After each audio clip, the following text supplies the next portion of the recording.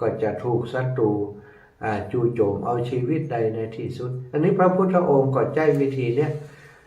พระสงฆ์แต่ความสามัคคีก็เล่านิทานให้ฟังทำให้สงฆ์สาวกทั้งหลายของพระองค์ได้เกิดสำนึกได้มีดวงตาหันธรรมเนี่ยนิทานเนี่ยมีบทบาทสำคัญเนาะศรัทธาญาติโยมมาถึงตรงนี้แล้วพอเวลา3 นาฬิกาตี3:46-47 นาทีแล้วอาจจะแบ่งปันเวลาให้ศรัทธาที่ฟังอยู่ทางบ้านได้โทรเข้ามามาจามีนิทานดีๆก็มาเล่าให้กันฟังก็ได้0808844173เนอะ0808844173โทรมาได้เลย0808844173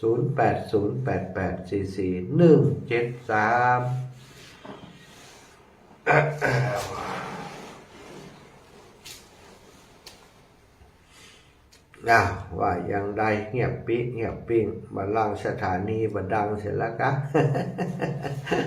สถานีบัดดังก็จะรับแล้วนะ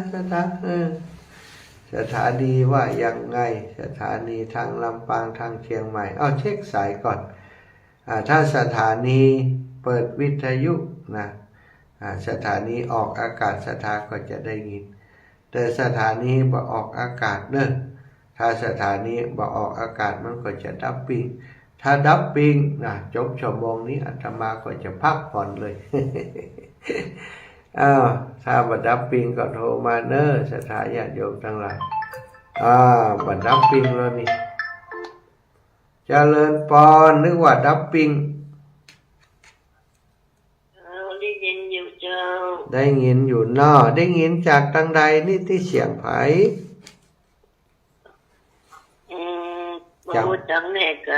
จำไม่ได้เหมือนกับเสียงคนทั้งเมืองฝางวะนะแม่นครับแม่แม่นครับแม่จันทร์ศรีสุขมแม่จันทร์ศรีสุขาเคยฟังนิทานอะไรเอ่ยหรือว่านิทานสอนใจแบบนี้ก็ได้ฟังอยู่เจ้าการละครั้งหนึ่งนั้นมาแล้วอีนะเจ้าไฟจังเล่าให้ฟังย้ำน้อยจำมาได้เจ้าจำมาได้โอ้ยอินดูไอ้น้อเท่าก็จำได้นะปออุ้ยปอมอนเคยฟังปอมอนเหล่านิทานเก่งก็มาเก่งเจ้ามาเก่งอีกอันก่อนแล้วไปเถอะ แม่จันทร์ศรีสุขาแล้วมีนิทานจะมาเล่าพ่องก็มีเจ้าเล่าประจ้างเจ้าเล่าประจ้างเจ้าฟังจ้างอย่างเดียวเล่าประจ้างเนาะเจ้านิทานเรื่องกระต่ายกับเต่าหรอเคยฟังก่อนเคยฟังเจ้าว่าอย่างไรเป็นว่าอย่างไรกับเต่ามันแยกอย่างกันต้นแข่งกันเนี่ยจ้ะแล้วอย่างไรใครชนะมันตากับเต่ามันตากับเต่าใครจะเบื่อคนกันเนี่ยจ้ะก็ตาเราไปนอนรับเต่าหล่นไปถึงเส้นชัยก่อนเนี่ยจ้ะล่ะนิทานเรื่องนี้สอนอย่างสอนให้รู้ว่าอย่างเวลาแข่งกันเวลาแข่งวิ่งจะไปรับ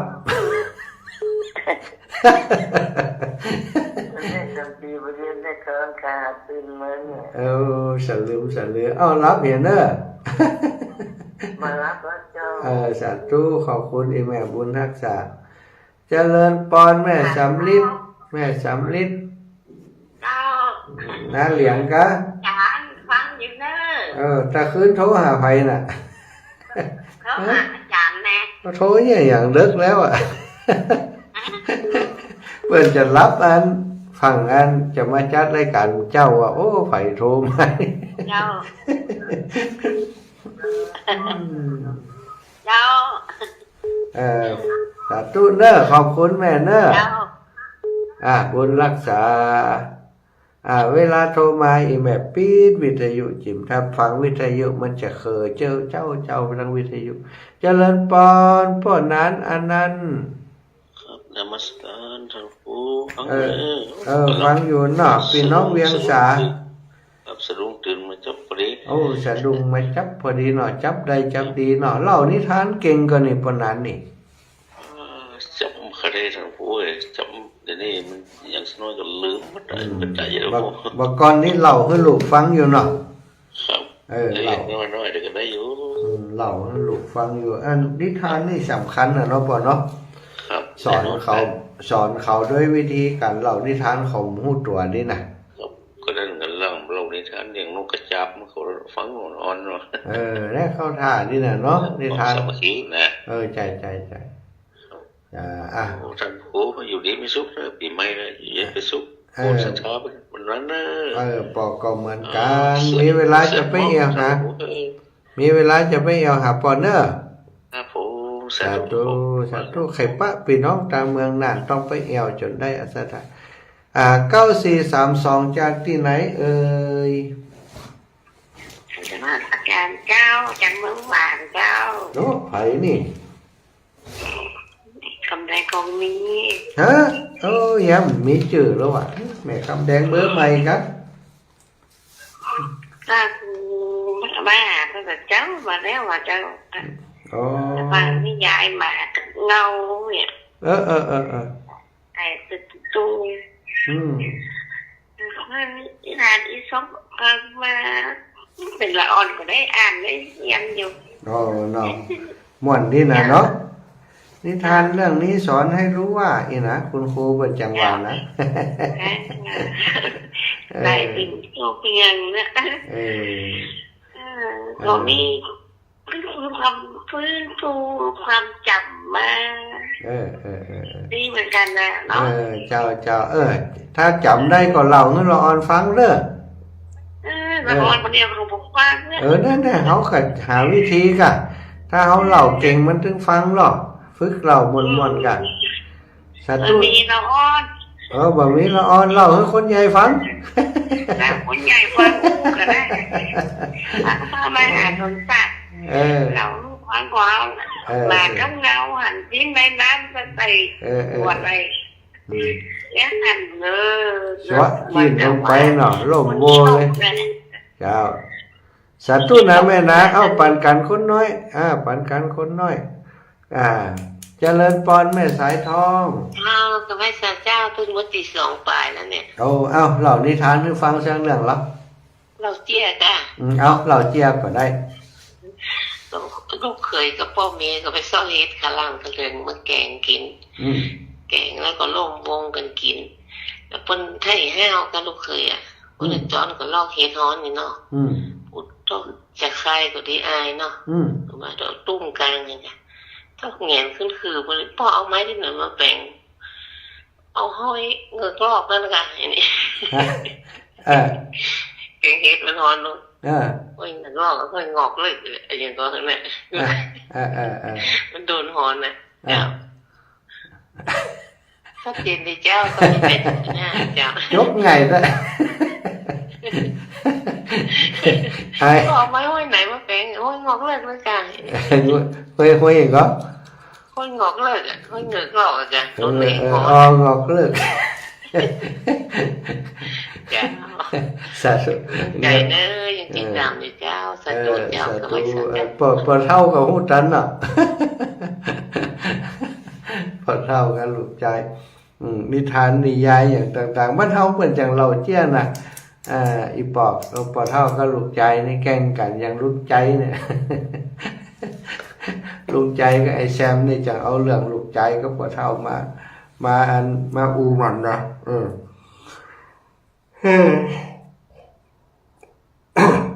สตายยัดเจ้าอยู่จักนิทานไปถึงไหนเดี๋ยวนี้ช่วยกันเล่านิทานมาก็เนาะฝ่ายเล่านิทานเก่งว่ามาเวลาต่อใดแล้วตี3:56เหลือแหมเอาแหมซักสายกันแล้วกันพี่น้องเมืองปานเนาะแม่สายทองฟังอยู่แม่สายพินตะกี้แม่สายทองมาแล้ว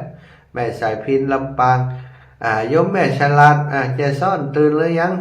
แต่คืนนี่นอนดึกนะกำลังคนตาไปกันแม่ฉลาดโทรมาโหหลายใดนี่ จำเป็นได้ปิดโทรศัพท์นี่แต่คือเนี่ยบ่ฮู้ไผจัดรายการเปิ้นถ้าจะโทรเข้ารายการนะกลายเป็นมาติดตีเฮาไว้นะตื่นแล้วยังแม่ฉลาด พี่น้องแจซ้อนแม่ฉลาดแม่คำนวณนะบันดินดำแม่สายพินนะเอาแม่น้อมสุภาวงศ์เจริญปอนโยมแม่น้อมเจ้าฟังอยู่เด้อท่านพระเจ้านะเจ้าแต่เจ้าละเล่านิทานให้ฟังสักเรื่องหรอนิทานจากไหนนิทานอะไรเอ่ยก็ได้หรือว่านิทานนิทานเรื่องนี้สอนฮะเล่าเป็นฟังเป็นฟังเป็นกะโอ้นั่น เปิ้นบอกว่าคนเล่านิทานเก่งนี่มีเสน่ห์นะใครก็อยากนั่งใกล้อยากจะนั่งอยู่ใกล้เพราะว่าได้ฟังนิทานนะไปใส่นูนมาแล้วกะไปมาแต่ไวแม่มาถึงเพศพอแรงแล้วก็เพราะว่าไปจัดรายการพุ่นแฮม2 ชั่วโมงแม่เจ้าวันที่4ก็เจอกันเนาะเจ้าเจอกันที่สายมูลเนาะสายมูลนี่ตอน2 โมงนะแม่แล้วก็ห้วยแก้วกะห้วยแก้วนี่4 โมงเปิดนัดกันนะ4 โมงจ้าสาธุขอบคุณแม่เด้อจ้าสาธุจ้าเจริญปอนแม่อุ้ยสาวขึ้นบันไดสาวลงบันไดเจ้าเจ้าสาวไปสาวมาค่ะสาวไปสาวมาเล่านิทานให้ฟัง1 เรื่องนิทานอย่างนี้ฮะนิทานอีสปนิทานเรื่องนี้สอนให้รู้ว่ากระต่ายตื่นตุ้มกระต่ายตื่นตุ้มเนาะมันตกต้นตาลน่ะกะมันหล่นแล้วโดนแน่นน่ะกะไฟตกต้นตาลกระต่ายกะกระต่ายด้วยอย่างตื่นตุ้มมันต้นตาลตกลงมานึกว่ากระต่ายตกต้นตาลมันจะตกมันหล่นน่ะหล่นแล้วมันไปไหวอย่างไรก็บ้านนะก็นึกไม่อ่ะมันว่าแผ่นดินถล่มไม่อ่ะแผ่นดินถล่มไปหนีอ่ะสัตว์ทั้งหลายตาประเวิดหนีด้วยกระต่ายไปอ่ะฟังกันเด้อสัตว์ทุกเนี่ยมันเจ้าแล้วนั่นเนี่ยดีกันวันนี้ปลาเหล่านิทานดีกว่าวันกับฟังเจ้าสาธุปันกันคนน้อยครับไผ่แม่นวลยอดคำปันเจริญปอนโยมแม่จ้าไว้สาเจ้าเล่านิทานค่ะปันนิทานกันนี่แม่เล่าให้ฟังจิมแม่คนแม่คนนี่คำมานั่งแหวกกันนะแหวกพ่อนะฟังนิทานกันดีซึ้งนะดีใจล่อกาอย่างอีป้อนี่เก่งเนี่ยคนดีใจล่อดีซึ้งนะลูกเต้านี่เป็นดีใจทุกคนนะอีป้อนี่เก่งดักมีศิลปะรู้นะเนาะทำมาวันนึงเอาใจล่อก็ซึ้งมาดิดกันหรอคนสมัยก่อนมันจะม่วนเลยเนาะแม่เนาะเสียงในป่าในนี่เนาะถ้าวันใดคนวันดีใจล่อก็ซึ้งกับเรานิทานน่ะเราเชื่อเนาะเอาจำสักเรื่องละเอามาเล่าให้ฟังสักเรื่องละมันจะยาวไปกับเจ้าเอาสั้นๆกันเดี๋ยวคนอื่นเพิ่นจะโทรบ่ได้โทรละเดี๋ยววันหลังมันนั่งมาเอวจะเล่าให้ฟังสาธุนะแม่นาบุญรักษาเนอะบุญรักษาอยู่ดีมีสุขแม่นวลยอดคำปันอันนี้หันภาพเลยหันภาพว่าปอเปิ่นชอบมันเล่นสล่อซอซึ้งชอบเล่านิทานเจริญปอนไอ้เจ้าตื่นเจ้าลูกเจ้าตื่นเจ้าลูกแม่ว่าอีดูหมาเนาะถ้าตีนใหญ่อย่าไปรบหัวแล้วมันได้กินจะซ้ำอ่ะไม่ดูมันอย่างไม่ขี้หลบกินหลบสาธุเนอะพักเบรกก่อนเนาะพักเบรกก่อนคืนนี้ทานสาธิตออกนั้น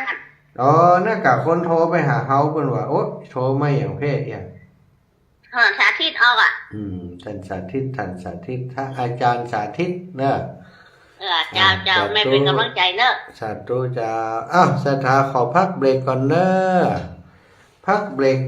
เข้ารายการฟังเพลงสักกำก่อนแม่อุ้ยธาตุจอมพอกป้ากันเพเนอร์แม่ชีกันทนีพระธาตุจอมพอเนาะมาฟังมาป้ากันเพเป็นโทรมาตะกี้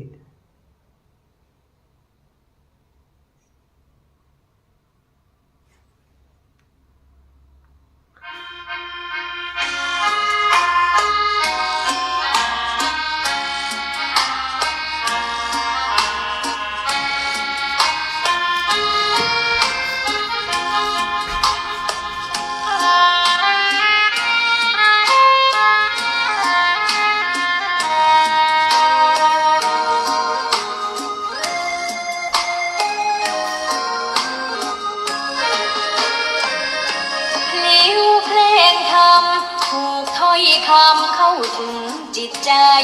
ฟังรายการวิทยุเสียงใสส่งถึงใจไปสู่ปลายนาสารธรรมน้อมนำมาพระศาสดาบอกผู้คนทั่วลาหันมาเข้าวัดฟังธรรม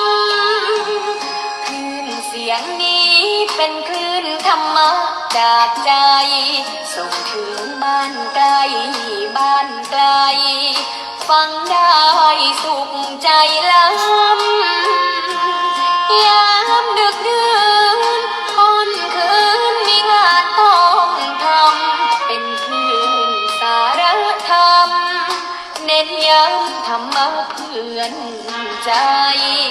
เสียงคลื่นธรรมบอกหลักธรรมให้คลายความเหงาฟังเสียงธรรมะเบาเบาบอกเล่าถึงคนบ้านไกลสื่อธรรมะบอกลดละระหว่างด้วยใจสื่อไปถึงสวงในเข้าใจหลักธรรมหลักดีลิ้วเพลงธรรมผูกสัมพันธ์จิตใจร่าเริงฟังสาระธรรมะบันเทิงรื่นเริงในชีวิตยามวันว่างเดินทางไปเยี่ยมสถานีนัดพบกันน้องพี่วันนี้วันดีวันเสาร์สวดมนต์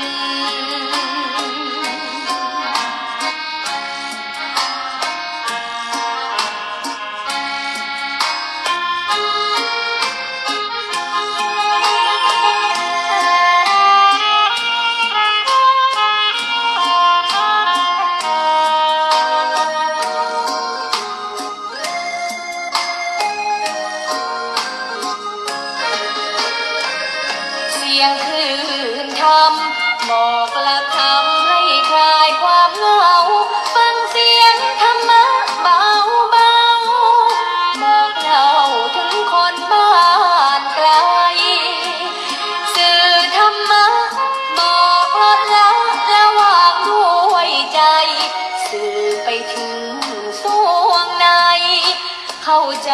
หลักธรรมหลักดีลิ้วเพลงธรรมผูกสัมพันธ์จิตใจร่าเริงฟังสาระธรรมะบันเทิงรื่นเริงในชีวิตยามวันว่างเดินทางไปเยี่ยมสถานีนัดพบกันน้องพี่วันนี้วันดีวันเสาร์สวดมนต์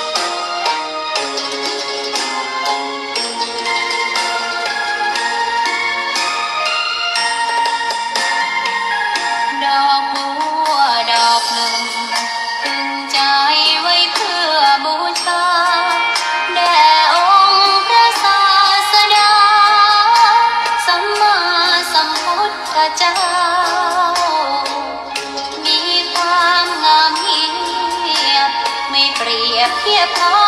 เทียบเราใครมองไม่งามช่างเขาแต่เจ้าก็คือ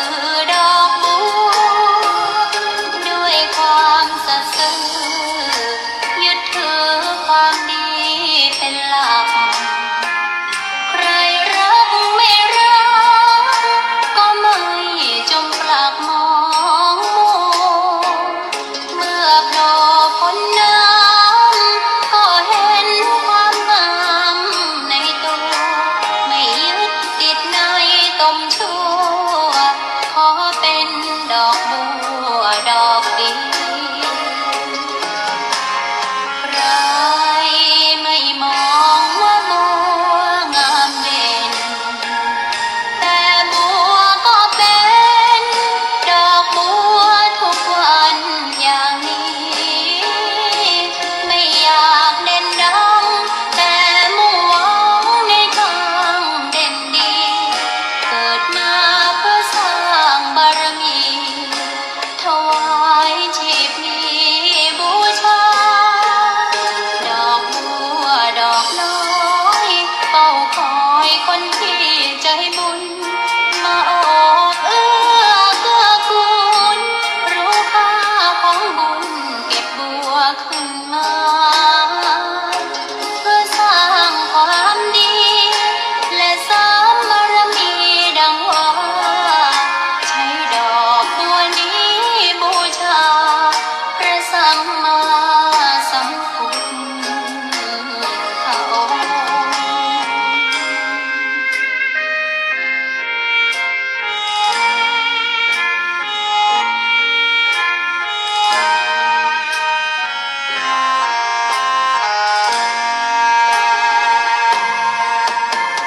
ใครไม่มองว่าบัวงามเด่นแต่บัวก็เป็นดอกบัวทุกวันอย่างนี้ไม่อยากเด่นดังแต่มุ่งหวังในทางเด่นดีเกิดมาเพื่อสร้างบารมีถวายชีพนี้บูชาดอกบัวดอกน้อยเฝ้าคอยคนที่ใจบุญมาโอบเอื้อเกื้อกูลรู้ค่าของบุญเก็บบัวขึ้นมาเพื่อสร้างความดีและสร้างบารมีดังว่าใช้ดอกบัวนี้บูชาพระสัมมาสัมพุทธองค์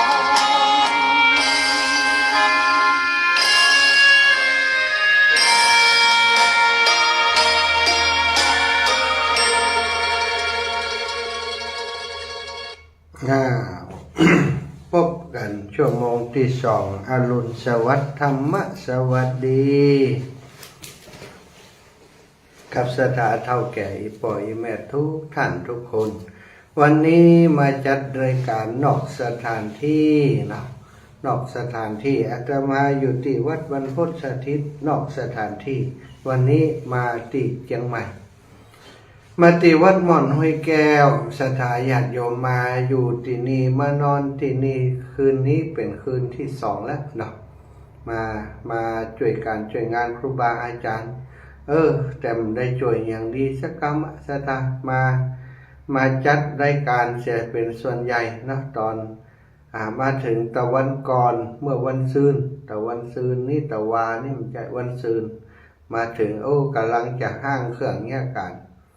ท่านอาจารย์ทักมาว่าบ่ายนี้เข้ารายการแทนกำนึก สวะงานมาเตรียมข้อมูลจะอู้หยังกับสถาญาติโยมดี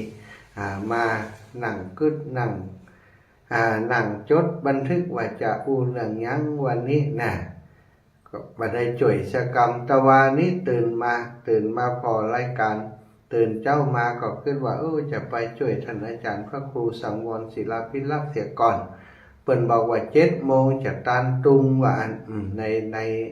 ในดีกาพระป่านั่นน่ะไปถึงพุ่น7 โมงป่ายสักหน่อย ศรัทธาเพิ่นยังมามีกับหลวงพ่อกับวันท่านอาจารย์ที่อยู่วัดไซมูลถามเพิ่นว่าโอ้ตาลเป็นเมินแล้วตาลตุงนี่เนาะในดีกายยังว่าตาลตุงตักบาตรวันนี้ถ้าจะผิดไปอีหรอกพุ่นในรายการมีช่องตอนนั้นบ่าย2 โมงพุ่นนะมันจะตาลนั่นศาลาลงครัวกับวันตาลตัวหนอนตาลนั่น ถนนแล้วก็ห้องน้ำว่ะก็เลยได้เดินทางไปที่ปุ้นก่อนที่ละปูนไปวัดหาริพุนชัยไปธุระสถานแล้วก็กลับมาถึงที่วัดไซมูล2 โมงไปก็มาทำข่าวสารให้กับเปิดมาถ่ายรูปมาบันทึกเป็นไลฟ์สดลง YouTube ให้กับหลวงพ่อเพิ่นไปแล้วก็กลับมาก็พอพิธีเสร็จปุ๊บก็ต้องเข้ารายการให้นั่งจัดรายการที่วัดไซมูลเป็นประเวิร์ดเสียงดังซะตาหล่นไปอยู่ในวิหารก็ได้ ออกไปอยู่ตั้งนอกศาลายังแควนหน่อยศาลาที่เก็บของตั้งนอกวัดเสียงปอกกวนเสียงเงียบดีเอาไปเอามาแบตเตอรี่โทรศัพท์จะหมดซะตานั่นแบตเตอรี่จะหมดเนี่ยอย่างใดได้ปิกเข้ามาในวัดไปซ้อสถานที่จัดรายการไปซ้อหาที่มีปลั๊กซะได้แบตเตอรี่เหลือขีดเดียวไปซ้อหาที่มีปลั๊กเกือบประตันมีปลั๊กปุ๊บก็เสียบปลั๊กอยู่ข้างถังขยะพอดี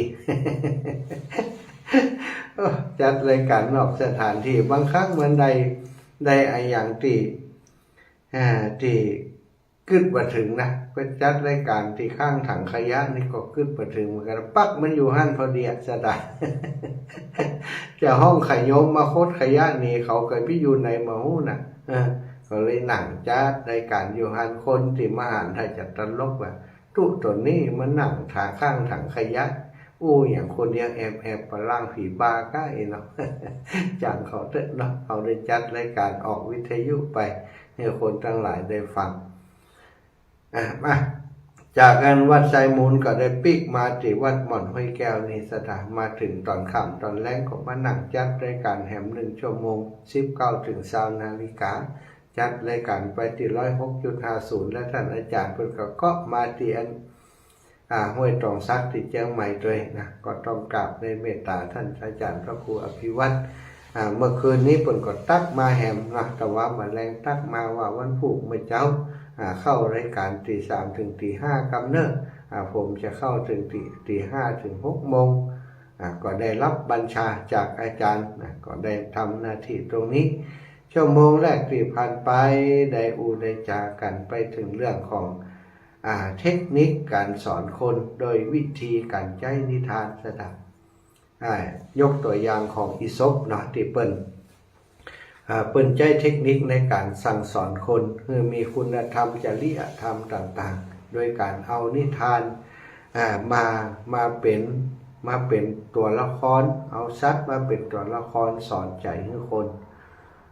สอนใจให้คนให้ได้มีคุณธรรมเรื่องความกตัญญูเรื่องความโลภมากหลาบหายเรื่องความกตัญญูกตเวทีเรื่องคนที่ไว้ใจคนอื่นไว้ใจคนอื่นอย่างเรื่องของ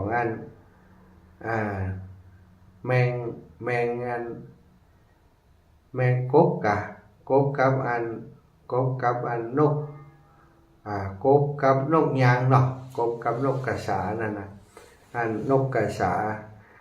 กินอย่างมโหแล้วกลางมันไปขวางอยู่ที่ปากนกกระสาเอานกกระสามาหันใส่กบอยู่แถวนั้นก็เลยบอกกบว่าเปื่อนกบอีหล่ะกบจนกบใจอ่อนเปื่อนช่วยข้าจิมเถอะถ้าเปื่อนช่วยข้าจะสมนาคุณถัดเปื่อนอย่างดีตั้งแต่นี้ไปจะมาไล่จิกไล่กินเปื่อนและลูกของเปื่อนท่านช่วยเอาก้างออกจากคอคือข้าจิมเถอะตอนนี้ข้ากินอย่างไม่ได้ก้างมันปักขวางอยู่ในคอกบนี่กบหูเบาสถานญาติโยมบักกึดว่าถ้าเอาก้างออกแล้วมันจะกินเฮาเลยนะแต่คิดว่ามันคงบักกินเพราะมันคือคำมันสัญญาแล้วก็เลย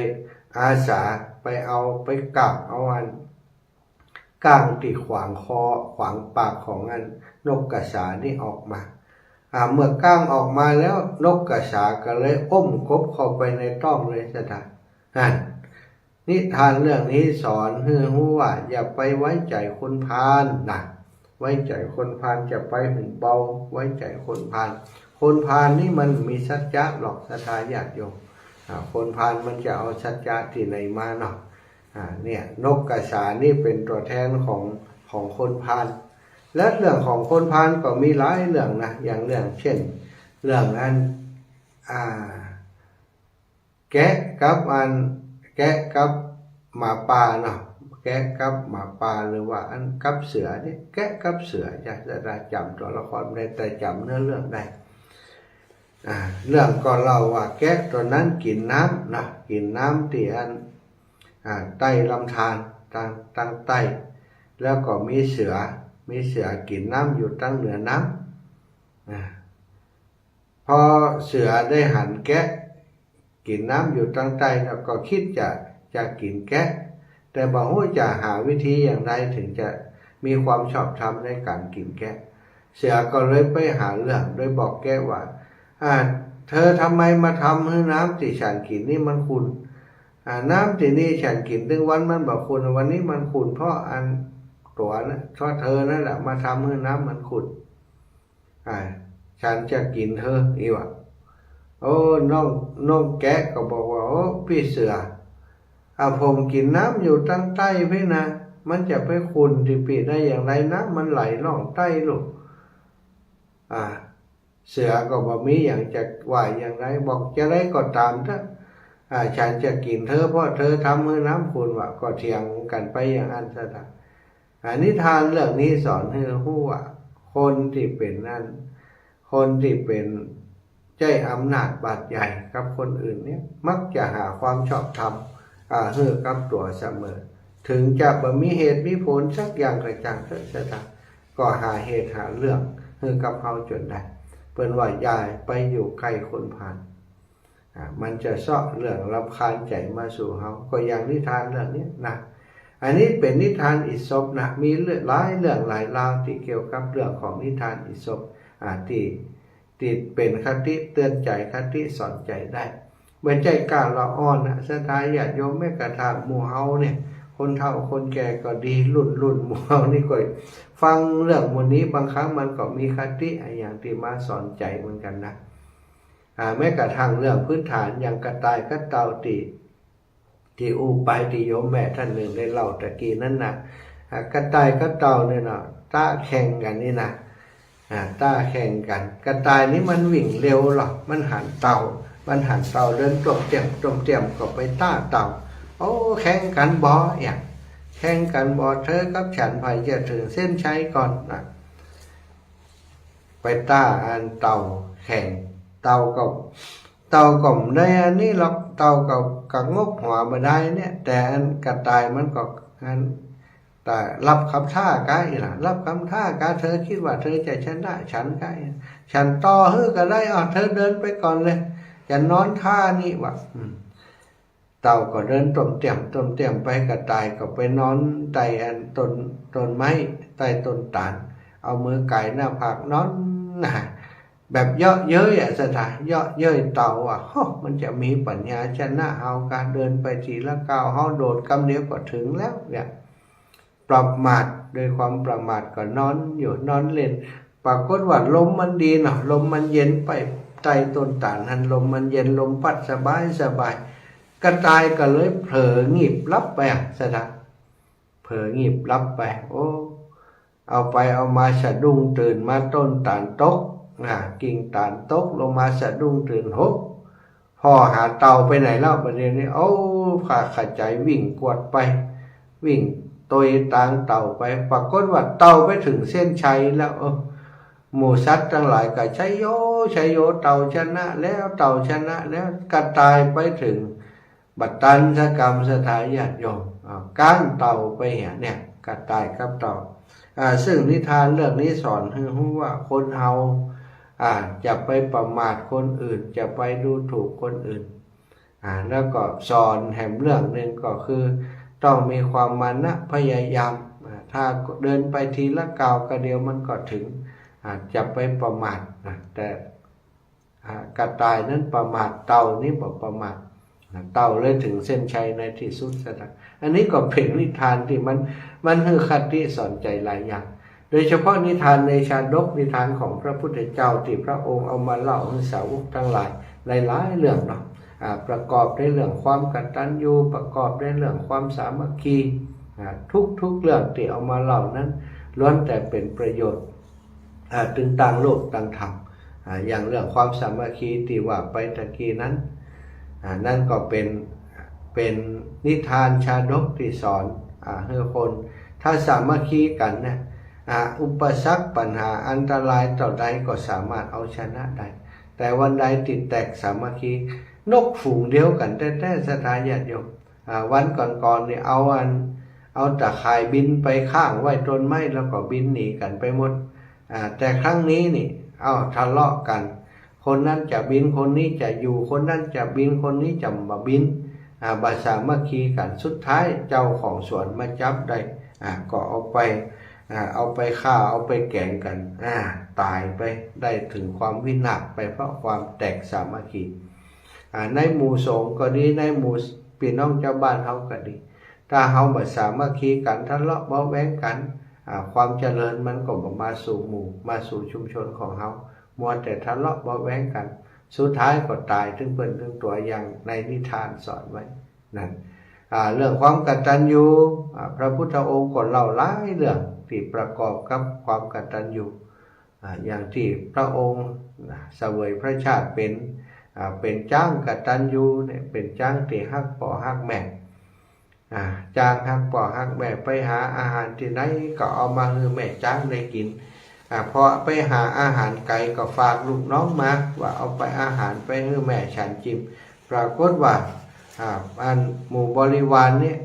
บ่ได้ทำตามที่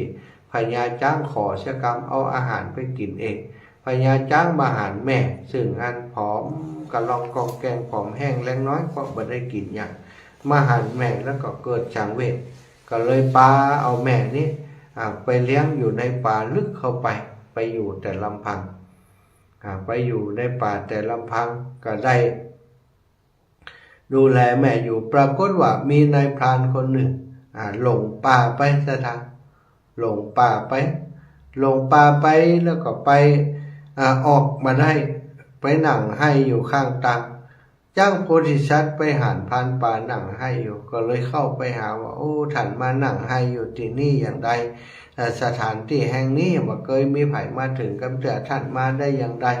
พรานป่าคนนั้นก็ละลักบอกไปว่าโอ้ผมนี่หลงทางมาพญาจัก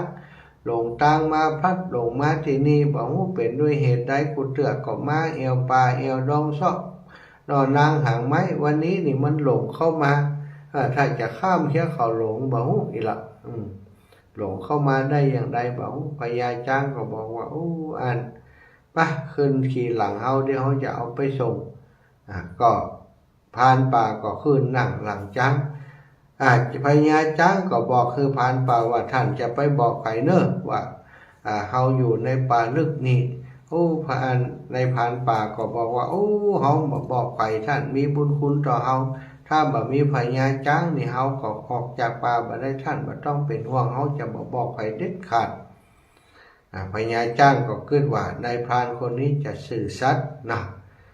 ก็เชื่อคำของนายพรานเชื่อบ่ฮู้แต่ว่าก็ได้ไปส่งเอานายพรานขึ้นมานั่งบนหลังบนคอเดินออกมาจากป่านายพรานนี่มันกึดไว้ในใจแล้วต้องจ้างผู้นี้นี่งามันงามบ่เฮ้ยจ้างเผือกแหมซักถ้าตัดงามันไปขายได้นี่ก็ได้สตังค์หลายอยู่เหมือนกันนะกึดในใจเนี่ยอย่างใดจะจำได้ก็หักกิ่งไม้ตลอดทางที่ตัวท่านจ้างปลาออกไปหักกิ่งไม้ทำเครื่องหมายไว้หักกิ่งไม้ทำเครื่องหมายไว้ไปตลอดทางเมื่อไปสิ้นสุดเขตของป่าแล้วพญาจ้างก็วางนายพรานลงแล้วก็บอกว่าต่อจากนี้ไปท่านเดินโดยทางนี้ไปเนอะจะไปถึงในเมืองบ้านช่องห้องหอของท่านอยู่ในเมืองก็คงจะหาไม่ยากแล้ว นายพรานก็บอกว่าโอ้บัดต้องวางเลิบนั้นพญาจ้างบัดเดียวมาถึงนี่ผมก็พอจะจำได้แล้วท่านกลับไปโดยสบายเถอะนะจ้างก็กลับไปนายพรานก็ออกจากป่าไปเมื่อไปถึงบ้านศรัทธาญาติโยมก็ไปเล่าเรื่องนี้คือครับครอบครัวฟังว่าวันเดียวนี้เขาสบายแล้วเน้อแม่มันเปิ่นไปปะใส่จ้างเผือกตัวหนึ่งอยู่ในป่าพุ่นนะบัดเดียวงามมันงามขนาดถ้าเอาลำบากอยากจะไปของามมันมาขายว่าระหว่างที่เดินไปในตลาดก็หานคนขายงาจ้างโอ้เปิ่นขายเอางาจ้างมาขายงาจ้างที่จ้างมันตายแล้วเขาเอางามาขายได้ราคาดีว่ะก็ถามราคาที่ปกาที่เปิ่นขายราคาแบบนี้ยาวขนาดนี้ราคาต่อใดราคาสูงถ้าได้ยาวกว่านี้มันต้องมีที่ไหนยาวขนาดนั้นบ่มีไหนหรอกถ้าผมหามาได้หรอกหามาได้ก็จะมีราคาดีกับว่าหมอนี้ก็อยู่ไปอยู่มาฐานะทางครอบครัวเนื่องจากไปชอบว่าหากินในป่าบ่ได้ของได้อย่างซะนะบ่มีซักคือหล่ะก็เลยมาคิดว่าถ้าเอาไปขออันงาจากจ้างตัวนี้ถ้าจะได้ก็เดินเข้าป่าไปซะนะเข้าป่าไปก็ไปของาจ้างไปขอกับพญาจ้างว่าท่านอยู่ในป่าผมได้ใจงายเนี่ยอย่างบ้างผมใครบัดเดียวนี้ผมอยากจนขนาดลำบากขนาดลำบากนักแกจะว่าหากินก็บ่ได้นะขอโดยประการต่างๆพญาจ้างนี่ก็เป็นสัตว์ที่มีความเมตตาโดยปกติอยู่แล้วเนาะสถานก็เลยยอมนายพรานเนี่ยตัดเอางาไปนายพรานก็ตัดเอางาไปประมาณศอกไปนี่ค่ะเอาไปขายต่อมาก็มาคอแหมตัดไปติ๊กๆสถาจนสุดท้ายมานี่งาที่เหลือนี่เหลือสั้นคุ้มดุมเหลือที่อยู่ในปากอันแล้วแต่ว่านายพรานก็ยังมาขออยู่เมื่อมีคนขอเนาะจ้างโพธิสัตว์นี่พญาจ้างก็ยอมฮื้อซะยอมฮื้อนายพรานคนนี้ตัดเอางาของตัวเก่าซึ่งวิธีตัดก็คือขุดเข้าไปในปากเลยเอามีดเอาอย่างแทงเข้าไปในปากเลือดไหลนะทรมานขนาดนักพญาจ้างก็ทนต่อพิษบาดแผลมาได้เนาะนายพรานก็ขุดเอาจนได้งาไปนายพรานเอางาออกจากปากได้ก็จะเอาไปขายเดินไปได้น้อยเดียวว่าอันสะแผ่นดินทนฮับต่อความชั่วร้ายของนายพรานนี้บ่ได้ความที่เป็นคนกตัญญูคนที่เป็นคนที่บาปนักบาปหนักแผ่นดินก็เลยแยกออกมาไฟบรรลัยกันจากนรกก็สูบเอาพราหมณ์คนนั้นตกลงไปในนรกอเวจีส่วนจ้างโพธิสัตว์นั้นเมื่อตายแล้วก็ได้ไปเกิดอยู่บนสวรรค์นะอันนี้เป็นอดีตนิทานเป็นนิทานชาดกนะศรัทธาญาติโยมก็แฝงไปด้วยคุณธรรมคุณธรรมจริยธรรมต่างๆคุณธรรมเรื่องความกตัญญูของจ้างเนาะพญาจ้างที่เลี้ยงแม่จนแม่ตายแล้วเหลือแต่ตัวก็ปลีกวิเวกอยู่ในป่าเมื่อไปปะในพานปะคนตกทุกข์ได้ยากก็ช่วยเขาแต่การช่วยคนพานนั้นมันย่อมจะนำภัยพิบัติมาสู่ตัวสุดท้ายภัยพิบัติก็มาถึงตัวแต่จนถึงเสียชีวิตไปส่วนคนที่กตัญญูคนเนรคุณคนนักแผ่นดินนี่สุดท้ายก็ถูกแผ่นดินสูบลงไปไฟบรรลัยกันเผาไหม้อยู่ในนรกอันนี้ก็ย้อนความผิดที่เขาทำไว้นะอันนี้นิทานมีประโยชน์หลายอย่างสอนธรรมะสอนจริยธรรมสอนธรรมะชั้นต่ำชั้นกลางชั้นสูงได้นิทานของพระพุทธเจ้าจริงพระพุทธเจ้าเป็นนักเล่านิทานที่มีนิทานเยอะที่สุดเยอะกว่าอิศปด้วยซ้ำไปสถาไปพอพระเจ้า500 จาดอันนั้นพระพุทธองค์เล่านะพระเจ้า500 จาดที่เกิดเป็นลิงเป็นสปะสะเป็ดเล่าให้คนทั้งหลายฟังเวลาเล่าก็คือประกอบการบรรยายธรรมจึง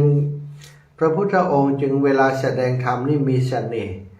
คนสนใจจะฟังคนฟังแล้วบ่อยากจะลุกไปไหนนั่งฟังอยู่หั่นน่ะมันม่วนนะเนาะ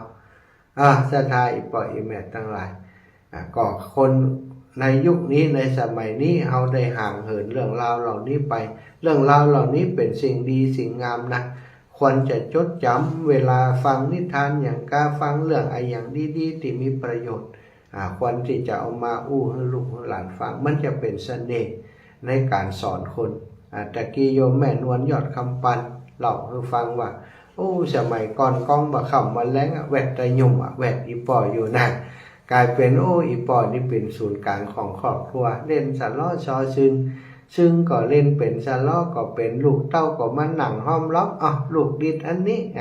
บอกให้ลูกสอนลูกเป็นกูคนว่าสะล้อชอซึ่งเนี่ยศรัทธาวิธีการสอนของคนสมัยก่อนทำให้ดูอยู่ให้หันอย่างเนาะเหล่านิทานถ้าวันใดบ่เล่นบ่ดีดซึ่งบ่เล่นสะล้อก็เหล่านิทานให้ลูกฟังลูกก็แวดล้อมอยู่กับพ่อรู้ต่างอบรมรู้ต่างสอนมีความสุขในการอยู่กับครอบครัวอยู่กับลูกกับเต้าอยู่กับพ่อกับแม่แต่ปัจจุบันนี้โอ้ยากนักแกบ่มีใครที่จะใส่ใจสนใจเอาสิ่งดีๆมาสอนสั่งลูกสอนหลานแล้วก็ไปพานเอาว่าละออนมันดึกละออนมันบ่ฟังเขาบ่มีเทคนิคในการที่จะอบรมสั่งสอนเขานะมันได้สร้างความไว้เนื้อเชื่อใจให้กับเขาเขาก็จะไปฟังอย่างศรัทธาญาติโยมด่าอย่างเดียวลูกหลานมันฟังเนาะแต่ถ้าเล่านิทานให้ฟังบอกไอ้ยังบอกอย่างละออนมันม่วนหรอกเขาจะสอดใส่ไอ้ยังเข้าไปเพื่อจะสอนเขาก็ฟังด้วยความตั้งใจอันนี้ก็ฝากกับศรัทธาญาติโยมไว้เนยปล่อยอีแม่ตั้งหลายเอาสิ่งดีๆมาแบ่งมาปันมาอู้มาจามาแบ่งให้กับลูกกับหลานหรือว่าคนเปิ่นบ้านเปิ่นสนิทมิตรสหายต่างๆเป็นนิทานสอนใจเป็นคติสอนใจควนขวายห่ำเฮียนอ่านมาหรือว่าดูใน YouTube ดูในอย่างจดจำได้ก็เอาไปเล่าให้ลูกให้หลานฟังการเล่านิทานจะให้มันม่วนนันฉันเล่าก็ต้องทบทวนนะศรัทธาอ่านข้อมูลให้เข้าใจแล้วก็เอามาฝึกเล่าดูก่อนถ้าฝึกเล่าชำนาญแล้วก็ไปอู้ให้คนอื่นฟังเล่าให้คนอื่นฟังจะได้รับความสนใจเนาะเอาละศรัทธาญาติโยมวันนี้มาอยู่ในพื้นที่ของวัดม่อนห้วยแก้วซึ่งจะมีปอยหลวง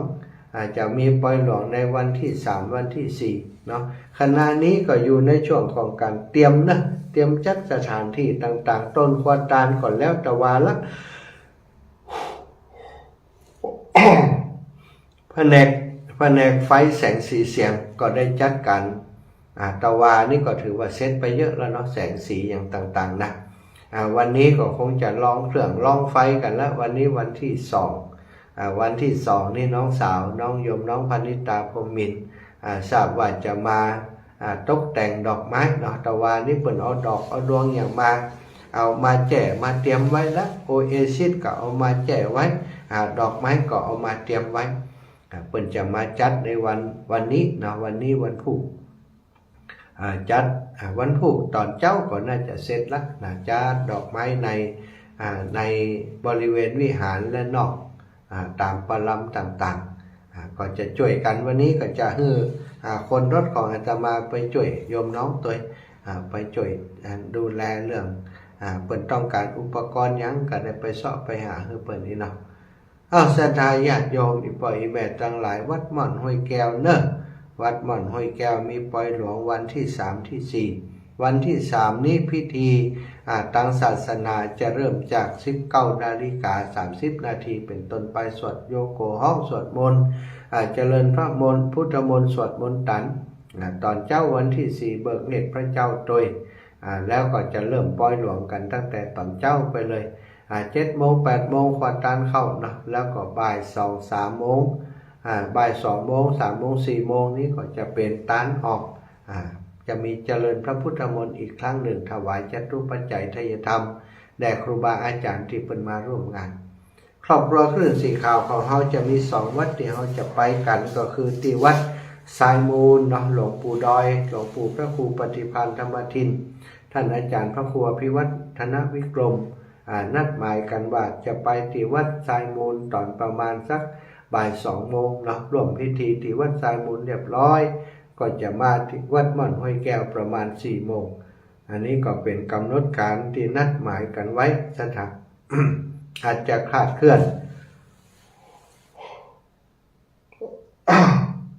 เล็กน้อยตามความจำเป็นตามความเหมาะสมสถานตื่นเจ้ามารับใบอิ่ม ห่าวใช่กันทิกๆสถานอยู่บ้านจะไปห่าวด้วยเนอะขอสุมาอภัยจิบธรรมชาติของคนเฮาถ้าตื่นเจ้าแล้วไปรับใบอิ่มมันก็ห่าวธรรมดานะวันได้ตั้งใจจะห่าวมันห่าวเอง ศรัทธาญาติโยมตอนนี้เวลาตี 4:40 นาทีเนาะ37 นาทีจะแบ่งเวลาแล้วปันเวลาคือศรัทธามีเรื่องราวอย่างดีๆอาจจะเป็นเรื่องเล่าเรื่องหรือนิทานหรือว่าเจี้ยก็ได้มาเล่ามาแบ่งปันวันนี้สบายเนาะบ่มีอย่างซีเรียสเนอะบ่ได้ธรรมะลึกซึ้งอย่างมาคือศรัทธาได้ต้องปวดหัวหรือว่าต้องไปจดจำเอานิทานง่ายๆเนี่ยมามาจากกันภัยมีอย่างดีๆมีทานดีๆมาเล่ามามาจ่าสู่กันฟังเนาะศรัทธาพี่น้องต่างเมืองปานูไผ่ตื่นแล้วตอนนี้แม่คำนวณดินดำตื่นแล้วยังแม่สายพินตรงสั้นตื่นแล้วยังพี่น้องต่างบ้านทุ่งโป่งก็ฟังกันหลายเน้อแม่ยายแก้วแม่ยายคำนี่พี่น้องต่างบ้านห้วยน้ำเย็นก็ฟังกันเยอะเนาะเมืองปานของเราโทรมาเนอะเอาใครสะดวกไปว่าง080-8844-173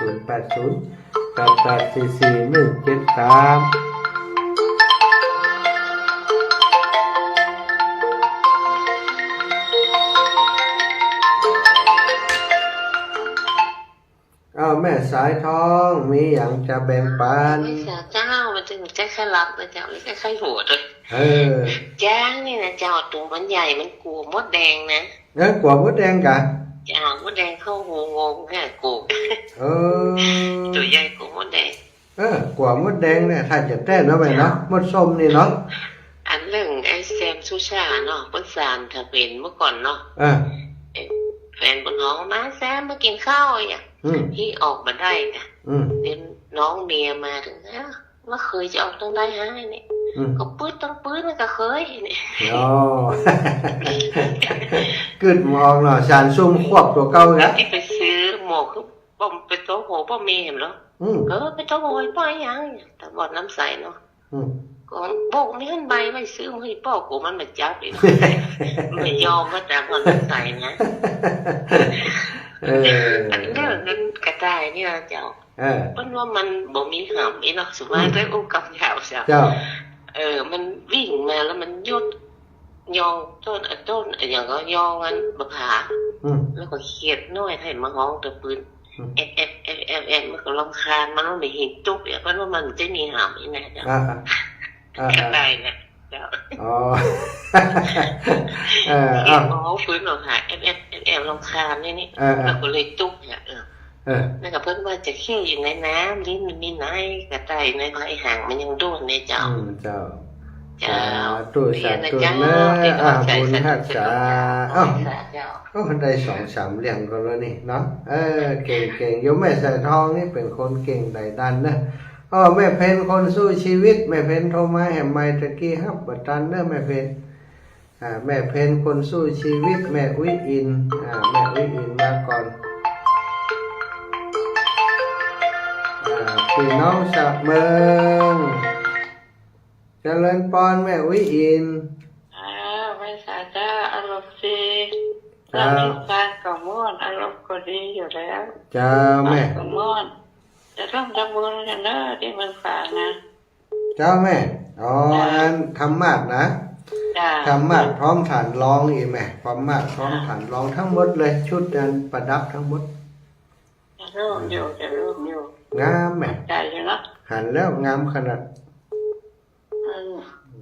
ที่บ้านให้อุ้ยกับมีวันที่10-11การศาลาจะ2 วันเดี๋ยวจะไปเอางานเนอะเอาใจไปเอวว่าไปห้างก่อนใจไปเอวก่อน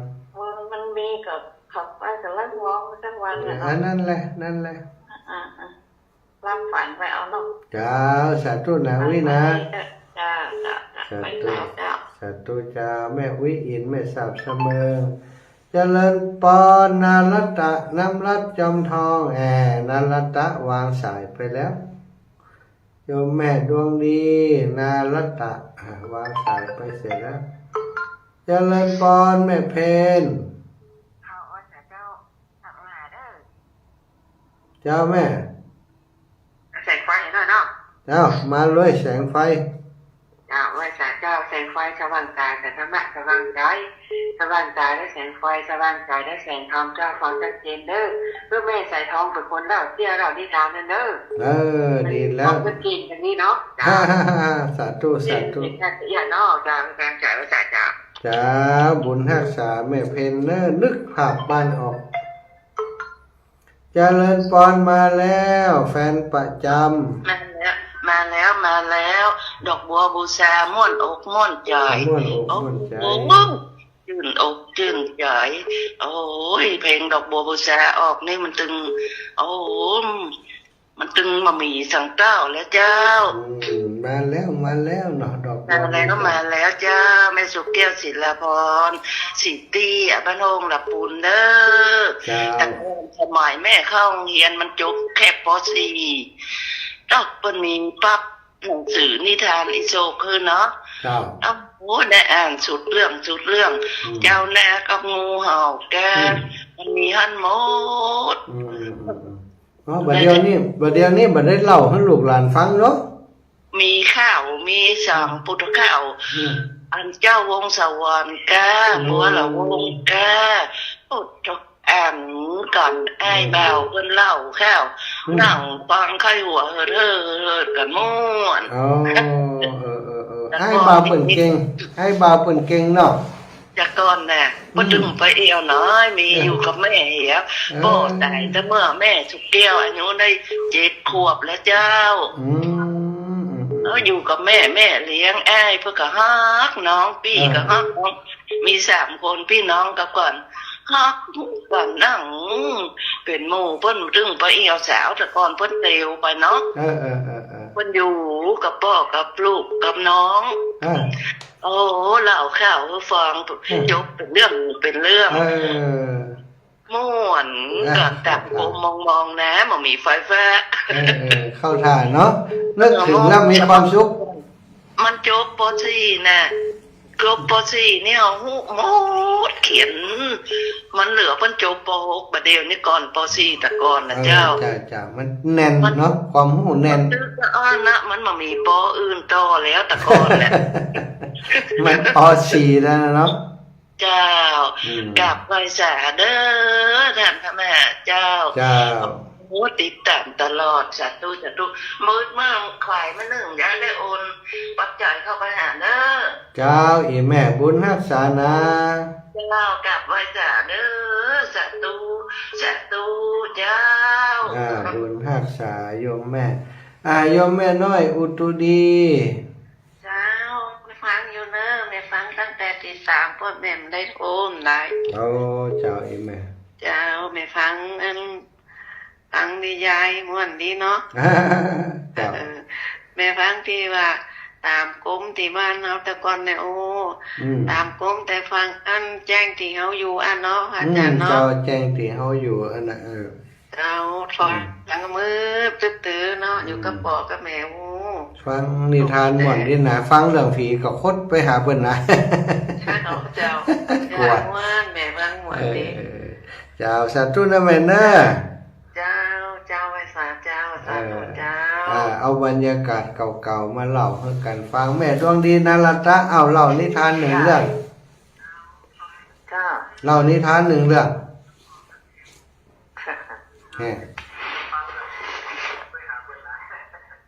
ไหว้ขาเ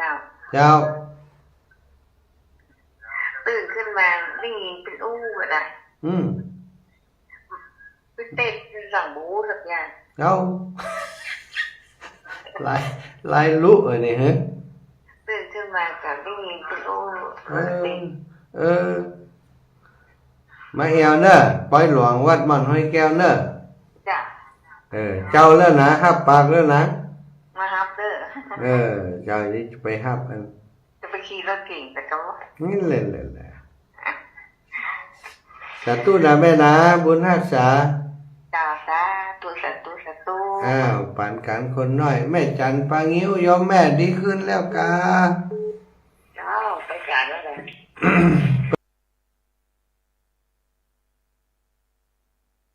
เดี๋ยวนะ เจ้าไปละสบาย ไม่เสาก็ดีแล้วแหละ เจ้าดีขึ้นวันนั้นก็ไปเอาเฮ็ดไปฮื้อแล้วก็เอาอย่างไปฮื้อน่ะนะเอากระเพาะไปฮื้อยัง คอที่คอเปิดปิดแล้วยังไหม คอนี่เปิดจะลดเรื่อยๆว่าท่าน เอาจะเป็นเอาน้อยลงเลยจ้ะ เจ้า เจ้า เจ้าตึ้มได้ไปเอาหาเตือช่วงนี้ถ้าไปจะแวะหาไหม เป็นยังค่ะอาจารย์ เจ้า เดี๋ยวแม่จะขึ้นไปหาหลวงปู่แล้วก็จะไปหอมเตียนจะเอาไปหาหลวงปู่ฟังอ่ะ อ๋อ แม่ฟังอยู่นะแต่แม่ไม่ได้โทรไปได้ หลวงพ่อฝากเตียนจะทำหมัดกัน แต่คืนนี้ก็ฟังอยู่แม่ฟังสาธิตแล้วตอน6 โมงสายหน่อยแล้วก็ฟังขันโต อ๋อเจ้า แล้วก็ลือรับเป็นอย่างนี้นะ ก็ลูกเจ้าในนี้แม่ลูกไปขายเม็ดมาแล้วก็เปิดขันละไว้ในบ้านแล้วก็แม่ไปขายเม็ดมาแล้วเลยนะ อ๋อไปเช่าเนาะแม่เราขายเฮ็ดเนาะอีแม่เก็บได้เก็บตะวันแล้วกัน ในลูกติดจองกลุ่ม เก็บตะวันแล้วกัน เจ้าเฮ็ดนางฟ้าเจ้า โอ้เจ้าอีแม่ ต้องลูกเก็บตัวแล้วก็ใส่ถุงเอาไปส่งแม่กาบอกไปแป๊บเดียวกัน โอ้หมดชัด ใส่การไปยิงแต่ว่าผู้คอเขาเน่าแล้วจะไปการหัวเวียง อ๋อเจ้าแม่ เจ้าวันเว้นวันนะ อ๋อเจ้า เจ้าแล้วแม่จะขึ้นไปหาหลวงปู่ เจ้าดีแล้วเนอะแม่เนอะบุญรักษาแม่นะ เจ้าไว้เจ้าวันนี้ได้โทรนะที่ตามตั้งเวทอยู่ เจ้าขอบคุณเจ้าแม่ วันนั้นไปจัดที่ไหนอ่ะ ที่ไหนแม่ วัดหม่อนที่เที่ยววัดอะไรอย่าง หม่อนห้อยแก้วอยู่มา2 วันแล้วแต่ว่านี่ไปอันหม่อนนั้นวัดไซมูนนี่ไหมหม่อนห้อย เจ้าหม่อนที่เที่ยวแล้วแม่ก็ฟังอยู่ เจ้าแม่ โอ้ตีเปิ่นงามเนาะ เจ้าแม่ตีงามเจ้า เจ้า สา ที่ ธุ ตามเป็นเจ้าไว้หนาเจ้า สาธุอ้าวท่านอาจารย์ไหว้สาอาจารย์กิตตุลุงกิต อากาศเย็นนะจ๊ะ จ้าเย็นนะทางนู้นเย็น เย็ ได้ น นะ มากเลยเนี่ย สั่งเลย ร่างกายนี่ก็ดีแล้ว77แล้ว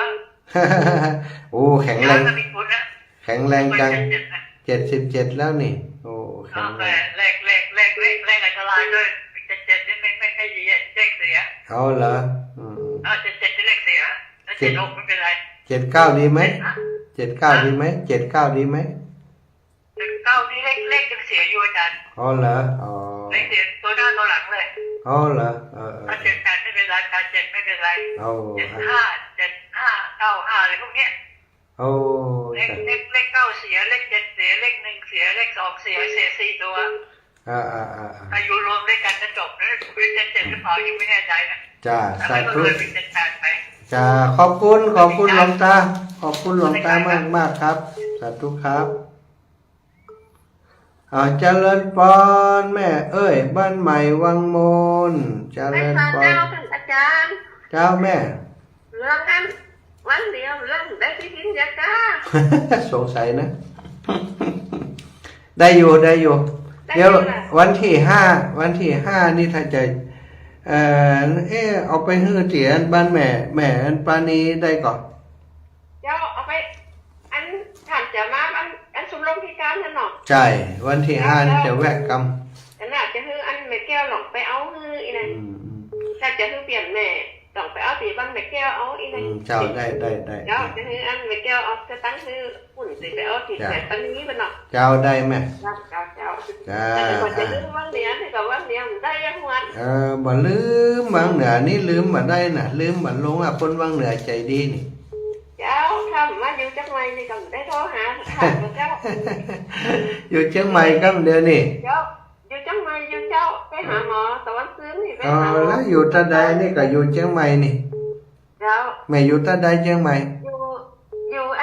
อำเภอ สันทรายหลวงเจ้า อ๋อสันทรายหลวงเจ้าแล้วก็บ้านยังหูจำได้ โอ้นั่น เจ้า สาธุนะแม่เนอะ เจ้าสาธุบุญรักษา ใจขันจานนะเจ้า เจ้า เจ้า เอาเจริญพรแม่สมบูรณ์บรรไร่ศิลาทอง ข้าวไว้ฝาละลูก วันนี้ออกสอนเจ้าอ่ะ เจ้าสลึมสลือละนี่ มาได้พักผ่อนหน้า อูเรื่องนิทานหมวดน้อยมีนิทานมาแบ่งปันกันละมีนิทานสั้นๆกลมๆกับ มีทานอย่างอ่อน หัวมีกับเมีย มีนั้นหนึ่งบอกอ่ะ โอ้แล้วไปเลย มีทานอย่างอัน ที่อันสมัยน้อยๆเวลาป่อแม่เปิดเล่านิทานให้ฟังมันม่วนอีกอะเนาะเรื่องผีก็มีผีหัวกุดหัวขาด เกี่ยวกับโบหีแหละ ผีปกกระลงเนี่ยรู้จักผีปกกระลงก็ คุณตั้งกี่ว่าอยู่บนดอยนะ ปกกระลงอีกครับเป็นว่าปกอีกครับ คือพวกกระลงจริงว่าหินลงไกลอ่ะ น่ะ ตอนเขาไปปลาหว่ากำคือกำจ้าเดี๋ยวกันแม่จะฟังงั้นแม่ไปปลาไปลุงไปแม่ไปปลาไปลุงเนาะแม่ไปหันเผ็ดตูเปิดเหลี่ยมใหม่ยังหัวบนดอยหมดนะแม่ก็ไปตรงบ่อนเนาะปลาคาอีกแล้วคนว่ามีตูพันมีโฟมพันแล้วก็มีง่อนไถไอ้แม่แล้วก็ไปจับง่อนไถว่าลุงอีน้องไถนะคนเหลืออีเนี่ยมาหันเอาผมสามผมสองหน่อมันมาหันห้องเนี่ยแม่ก็ว่าจะมีขนาดลุงเปิดได้ยินอย่างหูแล้วแม่ได้ยินนะเขาเป็นคนว่าห้องได้ยินเปิดได้ยินเปิดไปอีกไปพาหนีติ๊กอ่ะมาอยู่เปิดใจมีคาถามีคำอย่างเปิดว่าเนาะเปิดปิดนั่นเองเนาะเปิดได้ยินเปิดป้าหนีลงมาติ๊กอ่ะไอ้เขาหูเหลี่ยงเขาแม่เป็นหมูนั่นเปิดมาเคยพ่อไข่ตันเปิดป้าเนาะป้าหนีมาเอาไปอูเล่นเปิดนี้เนาะผีใจย่างนี่เนาะอ๋อจ้ะไหนเปล่าไปจัดใจคุณแบบเคยไปทำเตี่ยน้ำปลานี่นะไปเอาคาหมอนปลาคาอีไหนกับหัวกับหมอนปลาคามก้อนนี่คานี่ไปเอาแพะบุญกันมันเป็นมีอยู่ในปลาคนกับมีนะมีเห็นปลาเลยนะโอ้เจ้าแม่ก่อนเป็นนั่งเอาดอกเอาแกนมันเมื่อวานก็ออกกันนะแกนมันนะเอาแกนมันเมื่อวานนะเมื่อวานจ้องก็ออกอยู่กลางแม่อยู่ถ้าอยู่ห้างอยู่สวนนะมันเป็นดอกเป็นพวกมันนกหินปลาไปตกมันก็ไปเอาเข้าปล่อยรถโอ้เจ้าในสวนสาธุนะปันกันคนน้อยได้นักเหลือเปิดนี่ฮะคนลำปางนี่คนลำปางแม่สมบูรณ์บ้านไร่ศิลาทองผีปกกระลงเปิ่นสอนเพื่อคนเฮาเวลาเข้าป่าเข้าดอยไปบดีอู้กำหยาบฝึกคือคนบ่คืออู้กำหยาบบ่คืออู้กำบดีบ่ดักไปป่าไปดอยไปไปโกไปอย่างบดีนะเปิ้นว่าบดีเนาะบดีเดี๋ยวผีปกกระลงมันจะมาหักคอคนก็เลยระวังกันซะท่าเปิ้นจะบ่อู้เล่นอู้หัวบาดาปอหล่อแม่กันอู้กำหยาบในป่าในดอยเป็นกัวเป็นกัวผีปกกระลงนะผีปกกระลงตัวยังได้ม้วนนะ เป็นเรื่องเล่าเนาะเป็นเรื่องเล่าเป็นนิทานอย่างต่างๆคนเข้าป่าผีเทวดาปกปักรักษาป่าเป็นใบชอบคนที่อันธพาลคนที่เอกมาเลเกเรอู้กำหยาบอู้อย่างนี้เปิดบ่หุมคนเท่ากับหุมเทวดากับหุมชัดจริงหิงห้อยกับหุมไปไปโกในป่านี่ระวังเด้อบันเด้ออีนะอันนั้นเป็นอินดูชัดเนาะชัดมันอยู่ในป่าถ้าได้ยินเสียงคนไปไปเอวอยู่ในป่าชัดมันตกใจเปิ่นจึงบอกว่าบ่ควรจะไปอู้กำหยาบไปไปเอวอย่างในป่าผีปกกระลงจะยะฮืออีนะผีปกกระลงตัวอย่างใดก็ไม่เคยหันนะแต่ย้ำหน่อยดีกว่าไปป่าดีกว่าผีปกกระลง กว่าปะใส่มันซะดา เจริญพรแม่แดงแคนตาลูปอยากกินแคนตาลูปแล้วเบิ้นเอามาเด้อปะกันที่ม่อนห้อยแก้วโยมแม่แดงศรัทธาญาติโยมพอเวลาตี 4:56 นาทีขออนุญาตทวนสายของศรัทธากำเนิดศรัทธาญาติโยมที่โทรมาวันนี้มีไผ่พ่องอย่างไรเอ่ยตะกี้ก็แม่สมบูรณ์บ้านไร่ศิลาทองแม่เอ้ยบ้านใหม่วังมนท่านอาจารย์กิตแม่จันปางิ้วแม่ดวงดีนาลันตะแม่น้อยอุตุดีแม่สุดแก้วศิลาพรแม่เพนคนสู้ชีวิตแม่วิอินแม่สาบเสมิงโยมแม่สายทองทันยะแก้วนะ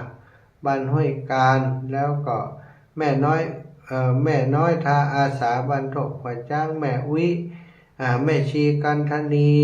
นะวัดศรีสุพรรณแล้วก็แม่นวลยอดคำปันพี่น้องจากกำแพงหินดอยสะเก็ดแม่อุ้ยสาวแม่น้อมสุภาวงศ์แล้วก็พ่อนันอนันต์เวียงสาแม่สำลิดบรรณาเหลียงแม่จันศรีสุขาแจงหัวลินอนุโมทนาบุญกับศรัทธาสาธุชนทุกทนทุกท่านที่โทรมาเข้ารายการเป็นกำลังใจตลอดถึงศรัทธาญาติโยมอีแม่อีปอดทั้งหลายที่ฟังทาง Facebook ไลฟ์แม่ครูลาวันท่านผอ.เยาวรัตน์จากลำปางโรงเรียนไอ้อย่างก็ท่านผอ.โรงเรียนจำได้แล้วแม่ครูเกษณีแม่กาบสีขันแก้วโยมน้องต้อยนะแล้วก็แม่